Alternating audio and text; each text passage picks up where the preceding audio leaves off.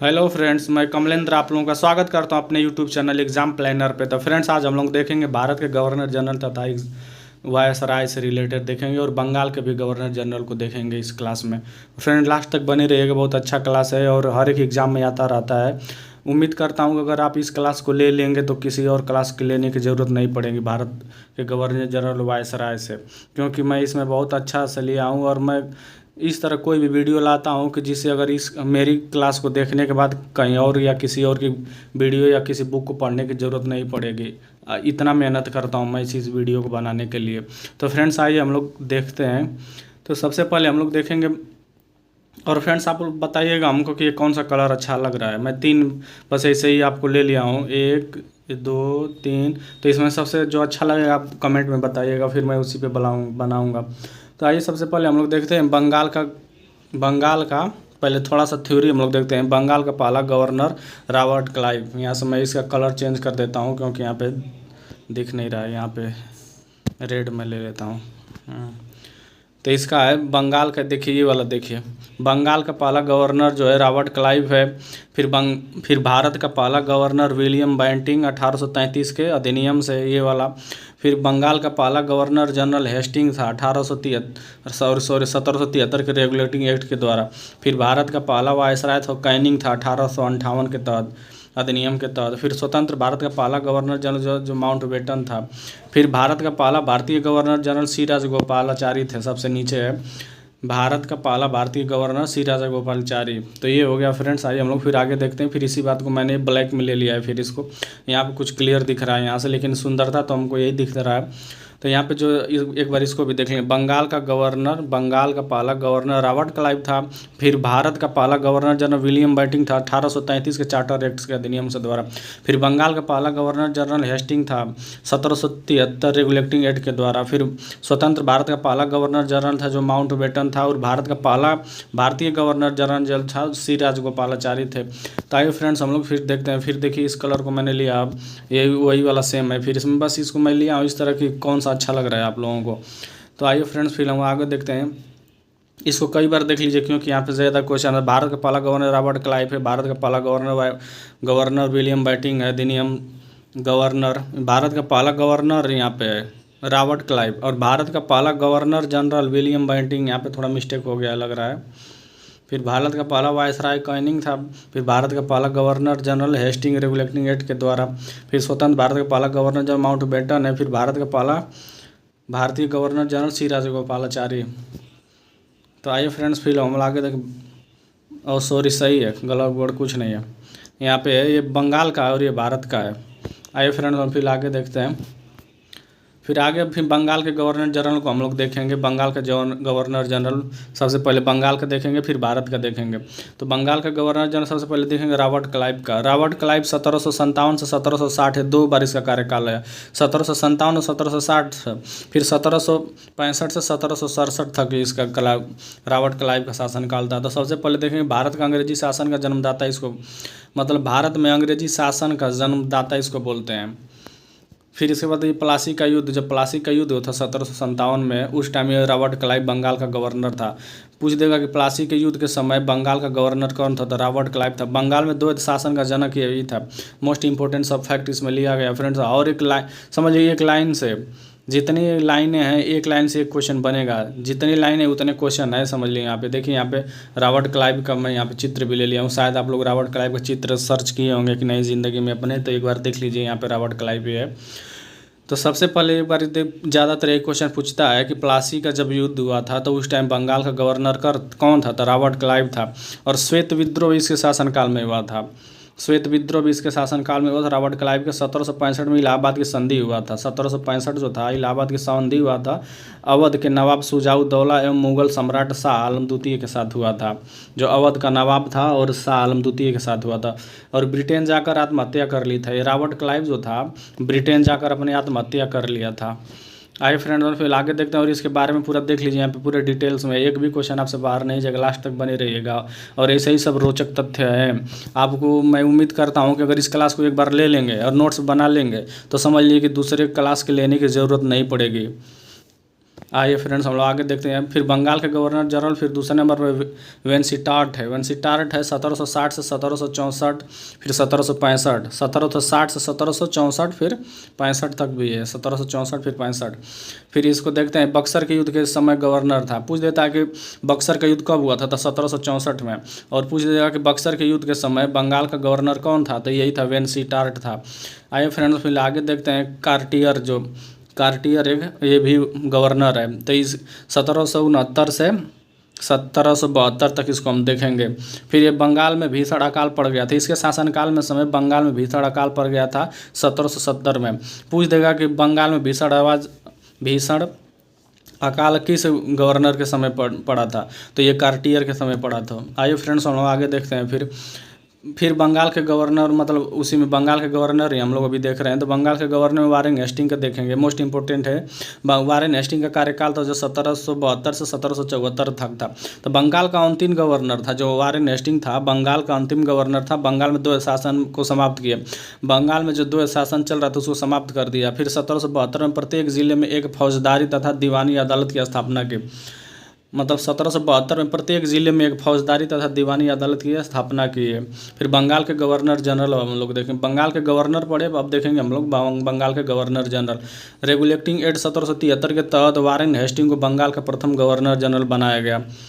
तो पूछ देगा कि बंगाल का प्रथम गवर्नर जनरल किसको बनाया, तो ये सही ऑप्शन हो जाएगा, वारेन हेस्टिंग को बंगाल का प्रथम गवर्नर जनरल बनाया था। किस रेगुलेटिंग एक्ट 1773 के द्वारा।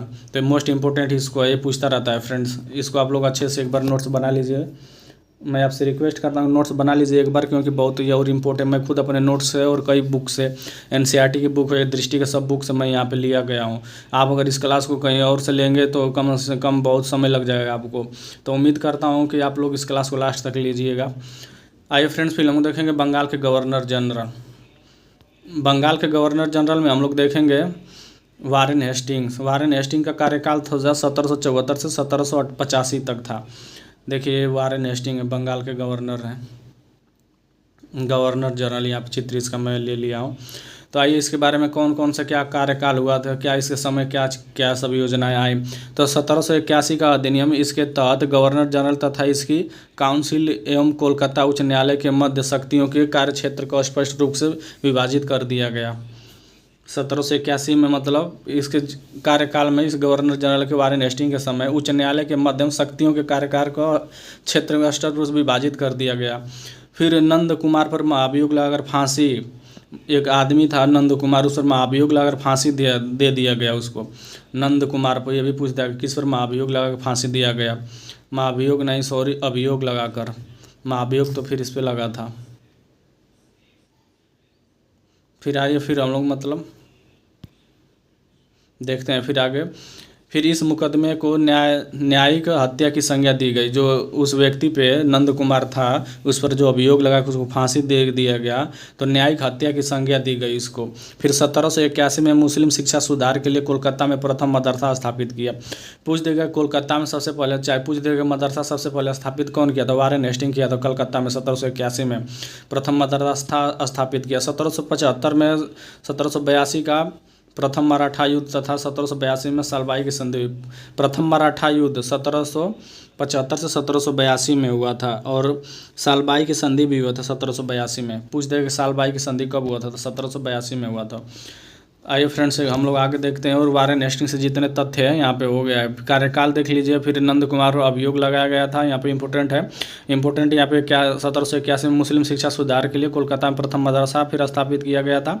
फिर 1775 से 1782 में प्रथम मराठा युद्ध हुआ था और सालबाई की संधि 1782 में हुआ था। आइए फ्रेंड्स फिर हम आगे देखते हैं। आगे की बंगाल के गवर्नर जनरल का हम लोग देख रहे हैं। उसके आगे फिर ये है वारेन हेस्टिंग 1784 में विलियम जोन्स द्वारा एशियाटिक सोसाइटी ऑफ बंगाल की स्थापना किया गया। पूछ देगा कि बंगाल की स्थापना, एशियाटिक सोसाइटी की स्थापना किसने, वारेन हेस्टिंग के समय हुआ था, फिर विलियम जोन्स के द्वारा किया गया था। आइए फिर हम लोग देखें। चार्ल्स विल्किंस द्वारा गीता व हितोपदेश का अंग्रेजी में अनुवाद किया गया। अंग्रेजी में पूछ देगा अनुवाद किसने किया था, तो चार्ल्स विल्किंस के द्वारा। फिर राजकोषीय कोषागार मुर्शिदाबाद से कोलकाता स्थानांतरित किया गया। फिर अभिज्ञान शाकुंतलम का अंग्रेजी में अनुवाद किया गया इसी के वारेन हेस्टिंग के समय। फिर 1775 में आसफुद्दौला के साथ फैजाबाद की संधि हुई। अभिज्ञान शाकुंतलम जो है कालिदास लिखे हैं उसको। फिर देखिए अभी 1775 में आसफुद्दौला के साथ फैजाबाद की संधि हुई। फिर बंगाल गजट 1780 में आया जेम्स ए हिक्की द्वारा, इसी के शासनकाल में आया था। वारेन हेस्टिंग के समय जेम्स ए हिक्की ने बंगाल गजट लाया था, प्रथम समाचार पत्र था। फिर इसके नोट्स है कि ईस्ट इंडिया एक्ट 1884 में विरोध के इस्तीफा देकर, मतलब ईस्ट इंडिया जो एक्ट था 1884 के विरोध में इस्तीफा देकर जब वारेन हेस्टिंग 1785 में इंग्लैंड पहुंचा तो एडमंड बर्क द्वारा उसके ऊपर महाभियोग मुकदमा दायर किया गया, परंतु 1795 में इसे सभी आरोप से मुक्त कर दिया। तो सबसे पहले यहाँ पे क्वेश्चन ये बनेगा कि किस गवर्नर जनरल पर महाभियोग लगाया गया था। महाभियोग अनुच्छेद 161 में महाभियोग लगाया जाता है राष्ट्रपति पर, नहीं सॉरी 61 में है, 161 में नहीं 61 में महाभियोग लगाया जाता है। महाभियोग तो इसी के ऊपर भी महाभियोग लगाया गया था वारेन हेस्टिंग को, और ये बरी किया गया 1795 में पूरी तरह से। यानी कि वारेन हेस्टिंग के बारे में हम लोग देखें। और यहाँ पे बंगाल गजट देखिए अभी बार बार पूछता रहता है, समाचार पत्र है। आइए फ्रेंड्स फिर हम आगे देखते हैं। फिर अब देखेंगे कि कार्नवालिस का देखेंगे। कार्नवालिस का जो है 1786 से 1793 और 1805 इसका देखिए कार्नवालिस इसका कार्यकाल था 1786 से 1793 और फिर 1793 से 1805 तक इसका कार्यकाल था। तो आइए फिर इसके बारे में हम देखते हैं। ज़िले के समस्त अधिकार कलेक्टर के हाथ में सौंप दिया गया। इसके शासन जब आया तो ज़िले का समस्त जो अधिकार था कलेक्टर के हाथ में सौंप दिया गया। और तृतीय आंग्ल मैसूर युद्ध 1790 से 1792 तक और श्रीरंगपट्टनम की संधि जो हुआ था इसी के शासनकाल में हुआ था 1792 ईस्वी में। फ्रेंड्स मैं बहुत अच्छा इसको बहुत समय लग गया बनाने में, आप लास्ट तक रहिएगा और एक एक तथ्य मैं लिया हूँ। इसको एक बार पढ़ लेंगे तो आपका हर एक एग्जाम में एक से दो क्वेश्चन पक्का हो जाएगा। तो कम से कम लास्ट तक बने रहिएगा, उम्मीद करता हूँ आपसे। आप देखिए बंगाल प्रांत में अस्थाई बंदोबस्त 1793 लागू हुआ। पूछ देगा कि अस्थाई बंदोबस्त कब लागू हुआ और किसके शासनकाल में लागू हुआ, तो कार्नवालिस के शासनकाल में हुआ था और 1793 में हुआ था। फिर नागरिक सिविल सेवा और पुलिस सेवा का जन्मदाता है। सिविल सेवा और पुलिस सेवा का ही जन्म जाता है कार्नवालिस है। और इसका जो मकबरा है गाजीपुर में इसका मकबरा है, जो कार्नवालिस का मकबरा है गाजीपुर में इसका मकबरा है। तो यहाँ से देखिए कई फैक्ट हैं यहाँ पे। तृतीय आंग्ल मैसूर युद्ध श्रीरंगपट्टनम की संधि, बंगाल प्रांत में अस्थायी बंदोबस्त है। फिर नागरिक सेवा और पुलिस सेवा के जन्मदाता का आता है और इसका जो मकबरा है गाजीपुर में, पूछता रहता है हर एक एग्जाम में कि इसका मकबरा कहाँ पे है। तो इसको देख लीजिए कार्नवालिस को। फिर आगे हम लोग आगे बढ़ते हैं। तब आइए बंगाल के गवर्नर जनरल में फिर सर जॉन शोर के बारे में हम लोग देखेंगे। सर जॉन शोर 1793 से 1798 कार्यकाल था इनका। तो 1793 का चार्टर अधिनियम हस्तक्षेप के द्वारा हस्तक्षेप नीति अपनाई गई। मतलब सर जॉन शोर के समय हस्तक्षेप नीति अपनाई गई। नीति देशी राज्यों के प्रति तटस्थता की नीति अपनाई गई, लेकिन अपवाद स्वरूप अवध के उत्तराधिकार विषय पर हस्तक्षेप किया था इसने। फिर निज़ाम एवं मराठों के बीच खुर्दा की लड़ाई हुई। इसमें ये इंपॉर्टेंट है, निज़ाम और मराठों के बीच खुर्जा की लड़ाई हुई। आइए फिर हम लोग आगे देखते हैं। इसमें ये भी एक इंपॉर्टेंट है कि हस्तक्षेप की नीति अपनाई गई थी इसके सर जॉन शोर के शासनकाल में। आइए फिर हम आगे देखते हैं। आगे है वेलेज़ली, यह भी इम्पोर्टेंट है। वेलेज़ली का जो कार्यकाल था 1798 से 1805 तक था। देखिए यहाँ पे वेलेज़ली का फोटो है। फिर सहायक संधि की नीति 1798 प्रारंभ, मतलब वेलेज़ली के समय सहायक संधि की नीति अपनाई गई थी। ये क्वेश्चन पूछता है कि सहायक संधि की नीति किस सबसे पहले किसने बताई थी, वेलेज़ली के समय। और जब सहायक नीति अपनाई गई थी सबसे पहले 1798 में यह संधि हैदराबाद के निज़ाम से हुई थी। संधि जो हैदराबाद के निज़ाम से हुई थी। पूछ देगा कि हैदराबाद की संधि कब हुई थी, तो 1798 में। चौथा आंग्ल मैसूर युद्ध हुआ था 1799 में। टीपू सुल्तान, जब चौथा आंग्ल मैसूर हुआ था उस टाइम टीपू सुल्तान मारा गया था। और बेसिन की संधि हुई 1802 में। चौथा आंग्ल मैसूर युद्ध में टीपू सुल्तान मर गया 1799 में। और बेसिन की संधि हुई 1802 में। बार बार पूछता रहता है कि बेसिन की संधि कब हुई थी। द्वितीय आंग्ल मराठा युद्ध 1803 से 1805 तक चला। फिर 1899 में प्रेस पर सेंसर लगा दिया गया, मतलब प्रेस पे इसने रोक लगा दिया। ये वेलेज़ली ने 1799 में प्रेस पर सेंसर लगा दिया गया। फिर कोलकाता में फोर्ट विलियम कॉलेज की स्थापना की। पूछ देगा कोलकाता में फोर्ट विलियम कॉलेज की स्थापना ये वेलेजली के समय हुआ था। कब हुआ था? 1800 ईस्वी में। फिर 1800 सिविल सेवाओं के प्रशिक्षण हेतु की गई थी। जो कलकत्ता में फोर्ट विलियम कॉलेज की स्थापना की गई थी वो सिविल सेवकों के प्रशिक्षण के लिए मतलब वहाँ पे किया गया था, लेकिन फिर बाद में 1802 में इसको बंद कर दिया गया। बंद करके हेलबरी में यही प्रशिक्षण दिया जाने लगा। तो पूछ देगा सबसे पहले कि कोलकाता में फोर्ट विलियम कॉलेज की स्थापना किसने कराया था या कब हुई थी? तो ये वेलेजली के शासनकाल में बंगाल का शेर वेलेजली को कहा था। ये वेलेजली है जो बंगाल का खुद को अपना शेर कहता था, मतलब बंगाल का खुद को अपना शेर कहता था। फ्रेंड्स लास्ट तक बने रहिएगा। अब देखिए एक एक फैक्ट मैं लिया हूँ आप लोगों के सामने। आइए फिर हम लोग आगे देखते हैं बंगाल के गवर्नर जनरल। फिर मिंटो को देखेंगे, लॉर्ड मिंटो को देखेंगे। 1807 से 1813 तक इसका शासनकाल है। 1807 से 1813। फिर रणजीत सिंह के साथ अमृतसर की संधि हुआ था। पूछ देगा कि अमृतसर की संधि रणजीत सिंह से कब हुआ था? तो 1809 में हुआ था। फिर सिंध के साथ शाश्वत मित्रता की संधि हुई। जो सिंध के इसने मित्रता किया और संधि भी किया, अमृतसर की संधि किया था मिंटो। इसके लिए इंपॉर्टेंट यही फैक्ट है।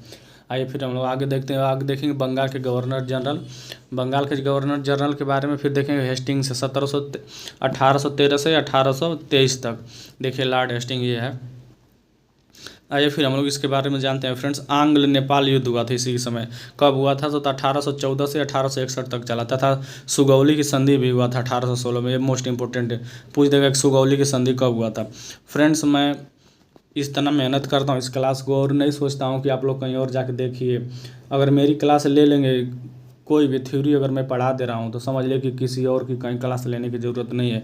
बस अच्छे से इसका नोट्स बना लीजिए। तो आइए फ्रेंड्स हम लोग हेस्टिंग्स के बारे में देख लें। तो नेपाल का युद्ध हुआ था, इसको सुगौली की संधि मोस्ट इंपॉर्टेंट यहाँ पे है। 1816 में सुगौली की संधि हेस्टिंग के लॉर्ड हेस्टिंग के समय हुआ था। तृतीय आंग्ल मराठा युद्ध 1816 से 1819 के मराठा परिसंघ का कंपनी में समग्र विलय हो गया था। फिर सुगौली की संधि के बाद हेस्टिंग को मार्क्वेस ऑफ हेस्टिंग की उपाधि दी गई। इसको उपाधि भी दी गई थी, मार्क्वेस ऑफ हेस्टिंग। सुगौली की संधि के बाद इसको उपाधि दिया गया था हेस्टिंग को, मार्क्वेस ऑफ हेस्टिंग। फिर 1817 में कोलकाता में डेविड हेयर ने हिंदू कॉलेज की स्थापना की। पूछ देगा कि कलकत्ता में हिंदू कॉलेज की स्थापना किसने की? तो 1817 में कोलकाता में डेविड हेयर ने हिंदू कॉलेज की स्थापना की लॉर्ड हेस्टिंग के समय। उसका नाम था डेविड हेयर। फिर आगे है कि पिंडारियों का दमन व पेशवा पद की समाप्ति कर दी। इसने पिंडारियों को दमन कर दिया गया और पेशवा पद का जो था सेना में उसको समाप्त कर दिया गया। रैयतवाड़ी बंदोबस्त 1820 लागू। मद्रास के गवर्नर सबसे पूछेगा रैयतवाड़ी कब लागू हुआ था? 1820 में।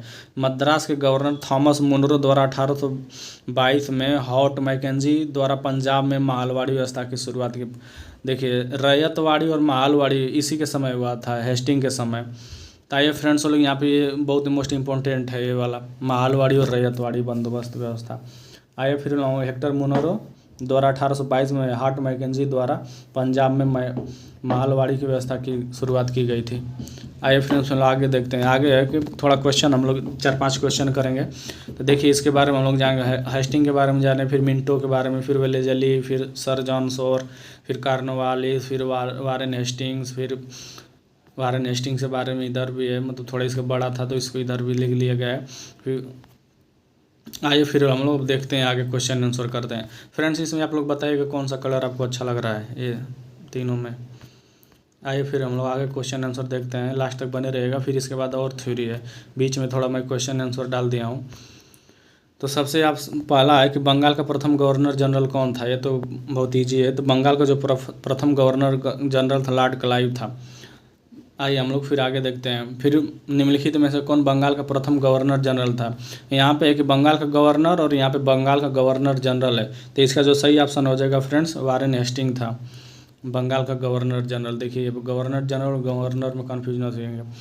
आइए क्वेश्चन नंबर 3 देखते हैं कि लॉर्ड यहाँ पे एक निम्नलिखित गवर्नर जनरलों में से किसने कन्वेंटेड भारतीय नागरिक सेवा का मतलब भारतीय नागरिक सेवा का गठन किया, जिसके बाद भारतीय सिविल सेवा के रूप में जाना जाता है? तो इसका जो सही ऑप्शन हो जाएगा फ्रेंड्स कार्नवालिस के समय हुआ था। कार्नवालिस है ना, पुलिस पुलिस और सिविल सेवा का जनता था, इसको माना जाता है। इसका मकबरा गाजीपुर में, लॉर्ड कार्नवालिस का। मैंने इसका समय काल भी ऊपर ले लिया है, 1786 से 1793 इसका कार्यकाल था। आइए फ्रेंड्स, हम लोग फिर आगे देखते हैं। क्वेश्चन नंबर 4 है कि बंगाल का शेर उपनाम से किसे गवर्नर जनरल को जाना जाता था? तो वेलेजली को, कि वेलेजली खुद अपने को बंगाल का मतलब शेर कहता था। वेलेजली इसका सही ऑप्शन हो जाएगा। आइए फिर हम आगे देखते हैं। क्वेश्चन नंबर 5 है कि भारत के पहले गवर्नर जनरल कौन थे? मोस्ट इंपॉर्टेंट ही बार बार पूछता था। पहली बार बैटिंग आप करेंगे, जैसे क्रिकेट पे जाएंगे तो पहली बार बैटिंग करेंगे, तो इसे आप याद कर सकते हैं। भारत के पहले गवर्नर जनरल, तो इसका जो सही ऑप्शन हो जाएगा विलियम बेंटिंक। आप पिच पे जाएंगे सबसे पहले बैटिंग करेंगे, ऐसे देख लीजिएगा। लॉर्ड विलियम बेंटिंक है भारत के पहले गवर्नर जनरल। तो फ्रेंड्स, बस 5 क्वेश्चन मैं लिया था, फिर इसके आगे और हम लोग थ्योरी देखेंगे। फिर है आगे, देखिए यहाँ पे बंगाल के गवर्नर जनरल लॉर्ड हेस्टिंग, इसका हम लोग कार्यकाल देखेंगे। लॉर्ड हेस्टिंग का कार्यकाल है 1823 से 1828 तक। प्रथम आंग्ल वर्मा युद्ध हुआ था 1824 से 1826 में। फिर 1824 में बैरकपुर का सैन्य विद्रोह, ये मोस्ट इम्पोर्टेंट है। बैरकपुर का सैन्य विद्रोह किसके समय हुआ था पूछेगा, और पूछेगा कि कब हुआ था, तो 1824 में हुआ था, लॉर्ड एमहर्स्ट के द्वारा के शासनकाल में। आइए फिर हम लोग देखते हैं आगे। फिर है कि बंगाल के गवर्नर जनरल विलियम बेंटिंक का हम लोग देखेंगे। विलियम बेंटिंक, इसका कार्यकाल है 1828 से 1833 इसका कार्य है। ये देखिए मोस्ट इम्पोर्टेंट इसका है। विलियम बेंटिंक आप लोग देखिए अक्सर आता रहता है। सती प्रथा पर रोक लगाया था। पूछ देगा कि सती प्रथा पर रोक सबसे पहले किसने लगाया था और कब लगाया गया था? तो सती प्रथा पर रोक लगाया गया था 1829 में। फिर ठगी प्रथा का अंत इसने किया था 1830 में। कर्नल स्लीमन के ठगों के विरुद्ध अभियान चलाया गया था। मतलब जो कर्नल था स्लीमन ने ठगों पर विरुद्ध अभियान चलाया गया, और ठगी प्रथा का अंत 1830 में हुआ था। कोलकाता मेडिकल कॉलेज की नींव रखी गई थी विलियम बेंटिंक के शासनकाल में। फिर कार्नवालिस द्वारा स्थापित सर्किट कोर्ट को बंद किया और न्यायालय में फारसी भाषा के स्थान पर देसी भाषाओं को अपनाया गया। जो कार्नवालिस था वो सर्किट कोर्ट की स्थापना किया था, तो उसको बंद कर दिया गया और फारसी भाषा के स्थान पर देसी भाषाओं को मंजूरी दी गई, अपनाया गया। तो विलियम बेंटिंक से यहाँ पे ये मोस्ट इंपॉर्टेंट सती प्रथा और ठगी प्रथा ये वाला ज़्यादा आता रहता है। तो फ्रेंड्स, आइए हम लोग फिर आगे देखते हैं। आगे कि विलियम बेंटिंक, वही फिर मैंने कलर में ले लिया है फ्रेंड्स। कौन सा कलर आपको अच्छा लग रहा है विलियम बेंटिंक का, तो इसको बताइएगा थोड़ा, आप लोग एक बार कमेंट में बताइएगा। विलियम बेंटिंक का हम लोग देख लिए हैं। फिर आइए हम लोग आगे देखते हैं। विलियम बेंटिंक हो गया 1841 बंगाल के गवर्नर जनरल को भारत के गवर्नर जनरल बना दिया गया। हाँ, यहाँ से देखिए ये तो हम लोग देखे थे बंगाल का गवर्नर जनरल था। अब इसके बाद हम लोग देखेंगे भारत के गवर्नर जनरल। बंगाल के गवर्नर जनरल वो लास्ट था, लेकिन फिर अब हम लोग देखेंगे भारत के गवर्नर जनरल। भारत के गवर्नर जनरल में हम लोग विलियम बेंटिंक का, यहाँ पे 1833 से 1835 का कार्यकाल है, और यहाँ पे जो कार्यकाल था 1828 से 1833 था। तो फिर इसके बाद यहाँ से 28 से 33 है, और यहाँ पे 33 से 35 है। तो इसको हम लोग देखेंगे विलियम, जो 1833 के चार्टर एक्ट द्वारा बंगाल के गवर्नर जनरल को भारत का गवर्नर जनरल बना दिया गया। तो भारत का गवर्नर जनरल यही था विलियम बेंटिंक 1833 चार्टर एक्ट के द्वारा। भारत का प्रथम governor general Lord William Bentinck था। तो यही पूछ दिया, मोस्ट इंपॉर्टेंट है ये क्वेश्चन, इसको थोड़ा देख लीजिएगा। पूछेगा कि भारत का प्रथम गवर्नर जनरल किसको बना दिया गया, तो भारत का प्रथम governor general Lord William Bentinck को बनाया गया। आगरा प्रेसिडेंसी का 1834 में निर्माण किया गया। पूछ देगा कि आगरा प्रेसिडेंसी का कब निर्माण किया गया, तो किसके शासनकाल में, तो विलियम बेंटिंक का, और 1834 में निर्माण किया गया था। फिर विधि आयोग का गठन किया गया था, मोस्ट इम्पोर्टेंट है 1860 विधि आयोग जो, हाँ विधि आयोग का गठन किया गया था विलियम बेंटिंक के समय। फिर विधि आयोग का गठन किया था तो 1835 का शिक्षा संबंधी प्रस्ताव शिक्षा सुधार तथा अंग्रेजी भाषा के उस शिक्षा का माध्यम बनाया गया। मतलब शिक्षा से सुधार इसमें कार्यकाल किया गया था, और अंग्रेजी भाषा के उस शिक्षा के माध्यम बनाने जाने की घोषणा की। और कुप्रशासन के आधार पर मैसूर, कुर्ग एवं कछार की रियासतों का विलय किया गया, कुप्रशासन के आधार पर। विलियम बेंटिंक से यहाँ पे इतना इम्पोर्टेंट है। यहाँ पे विधि आयोग का गठन किया गया था इसके, और शिक्षा से रिलेटेड इसने बहुत सारे सुधार किए थे विलियम बेंटिंक ने। तो आइए फ्रेंड्स हम लोग आगे, और इसने यही सती प्रथा, ठगी प्रथा ये सब अंत किया था। तो जिस समय सती प्रथा और ठगी प्रथा को रोक लगाया गया था तो उस टाइम ये बंगाल का गवर्नर जनरल था। लेकिन जब ये आगरा प्रेसिडेंसी की निर्माण हुआ और विधि आयोग बनाया गया तो इस टाइम में भारत का गवर्नर जनरल था। तो पूछ देगा किस चार्टर एक्ट अधिनियम के द्वारा भारत का governor general Lord William Bentinck को बनाया गया था, 1833। आइए फ्रेंड्स फिल्म आगे देखते हैं। भारत के गवर्नर जनरल में देखेंगे लॉर्ड का मैटकॉफ को देखेंगे। इसका जो शासनकाल है 1835 से 1836 तक। इसमें मोस्ट इम्पोर्टेंट फैक्ट इसका यही था कि भारतीय प्रेस का मुक्तिदाता इसको कहते हैं। मैटकॉफ को भारतीय प्रेस का मुक्तिदाता कहते हैं। मोस्ट इम्पोर्टेंट है फ्रेंड ये वाला। तो आइए फ्रेंड्स हम लोग आगे देखते हैं, लास्ट तक बने रहिएगा और इसको नोट्स कर लीजिए आप लोग। नोट्स एक बार बना लेंगे तो हर एक एग्जाम में आता है, दरोगा के एग्जाम में लेकर हर एक एग्जाम में आता है। तो हम लोग देखेंगे कि लॉर्ड ऑकलैंड को देखेंगे। इसका जो शासन काल है 36 से 42 तक है। लॉर्ड ऑकलैंड का 1836 से 1842 तक है। प्रथम आंग्ल अफगान युद्ध हुआ था इसके शासनकाल में। अफगान युद्ध 1839 से 1842 तक था। भारत में शिक्षा एवं पाश्चात्य चिकित्सा पद्धति का विकास हुआ। शिक्षा का भी विकास हुआ, पाश्चात्य चिकित्सा का भी विकास हुआ इसका। फिर शेरशाह सूरी मार्ग जो था शेरशाह सूरी द्वारा बनाया गया था, उसका नाम बदल दिया गया था और जीटी रोड रख दिया गया ऑकलैंड के समय। यहाँ पे जीटी रोड इसका फिर नाम पड़ गया। फिर 1838 में ऑकलैंड रणजीत सिंह और अफगान शासक शाह शुजा के साथ त्रिपक्षीय संधि भी हुआ 1833 में। फिर इसके बाद हम लोग देखेंगे लॉर्ड एलनबरो के शासनकाल देखेंगे 1842 से 1844 तक है। फिर ओल्ड मैन इन हरी इसका उपनाम दिया गया। जो लॉर्ड एलनबरो था इसका ओल्ड मैन इन हरी उपनाम दिया गया। और सिंध का विलय 1843 में हुआ, सिंध का विलय। फिर भारत में दास प्रथा का अंत इसने किया था 1843 ईस्वी में। पूछ देगा कि दास प्रथा का अंत किसने किया था? लॉर्ड एलनबरो ने दास प्रथा का अंत किया था। फिर 1843 से 1844 में ही देसी भाषा में ग्रामीण शिक्षा के विकास के लिए थॉमस योजना प्रस्तुत किया था। मतलब इसके शासनकाल में ग्रामीण शिक्षा को विकास दिया गया और थॉमस योजना एक चलाई गई थी। फ्रेंड्स आप लास्ट तक बने रहिएगा, देखिए और इसका नोट्स बनाइए आप लोग। फिर आइए हम लोग देखते हैं कि भारत के गवर्नर जनरल लॉर्ड हार्डिंग प्रथम का देखेंगे। तो लॉर्ड हार्डिंग का प्रथम शासनकाल है 1844 से 1848। इसमें क्या क्या कार्य हुए? तो प्रथम आंग्ल सिख युद्ध हुए 1845 से 1846 एवं लाहौर की संधि हुआ था 1846 में। प्रथम आंग्ल सिख युद्ध हुआ लॉर्ड हार्डिंग के समय और लाहौर की संधि हुआ था। मोस्ट इंपोर्टेंट इसको याद कर लीजिए, लाहौर की संधि पूछता रहता है। 1846 ईस्वी में लॉर्ड हार्डिंग के समय हुआ था प्रथम। फिर खोड़ जनजाति के बीच जो नरबली था, खोड़ एक जनजाति है, उनके बीच बहुत सारा नरबली मतलब लोगों की बलि देते थे। उस प्रथा को इसने रोक लगा दिया लॉर्ड हार्डिंग ने। जो समाज में बहुत सारी कुरीतियाँ हम लोगों के फैले थे, तो इन जो जनरल वायसराय जो है इन लोगों ने बहुत काम किया और उसको समाप्त किया। नहीं तब तक ये सती प्रथा, ठगी प्रथा और ये कुरीतियाँ सब फैलती रहती। तो एक तरह से ये लोग अच्छे काम भी किए और दूसरी तरफ तो मान लीजिए वो लूटते ही थे। तो आइए फिर हम लोग यहाँ पे देखते हैं लॉर्ड डलहौजी के शासनकाल को देखेंगे। लॉर्ड डलहौजी का शासनकाल है 1848 से 1856 तक। लॉर्ड डलहौजी का शासनकाल ये भी मोस्ट इंपोर्टेंट, इसका बार बार पूछता रहता है लॉर्ड डलहौजी। तो लॉर्ड डलहौजी के समय द्वितीय आंग्ल सिख युद्ध हुआ था।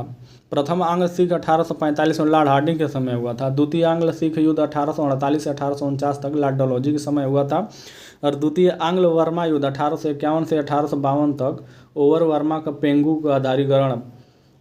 का अधिग्रहण चार्ल्स वुड की शिक्षा नीति अपनाई गई थी। जो शिक्षा नीति था वुड डिस्पैच उसको बोलते हैं। तो चार्ल्स वुड की शिक्षा नीति अपनाया गया था 1853 में। मोस्ट इंपोर्टेंट ये वाला है। थोड़ा बड़ा कर लेते हैं इसको हम।